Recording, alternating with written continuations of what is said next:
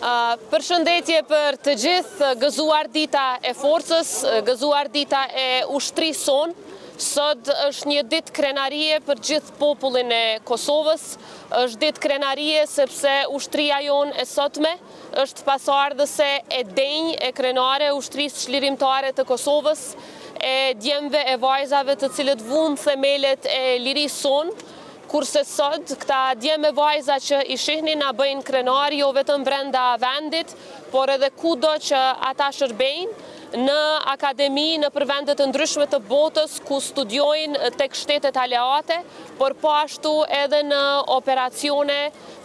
për paqe e stabilitet në vendet të ndryshme të botës, ku ata shërbejnë krah për krah me aleatët tonë. Ushtria jonë çdo ditë po forcohet, ushtria jonë çdo ditë po bëhet më operacionale, më ndërvepruese dhe më profesionale, edhe natyrisht që në radhët e ushtrisë sonë çdo ditë po shtohen edhe djemë e vajzat të tjerë të cilët dojnë të shërbejnë atë dheut. Jemi jashtëzakonisht krenar me punën e tyre, ata janë garanca më e fuqishme së bashku me policinë e Kosovës dhe institucionet e tjera të sigurisë për sovranitetin tonë, për integritetin tonë territorial, për mbrojtjen e shtetësisë sonë dhe për mbrojtjen e çdo qytetari të Republikës së Kosovës. E falenderoj komandantin për leadershipin, natyrisht edhe ministrin për punën e jashtëzakonshme dhe së bashku do të ecim përpara për ta bërë ushtrinë tonë edhe më të fortë çdo ditë në mbrojtje të shtetit tonë, i cili është ndërtuar me shumë sakrificë. Urime dhe të gjithëve edhe një herë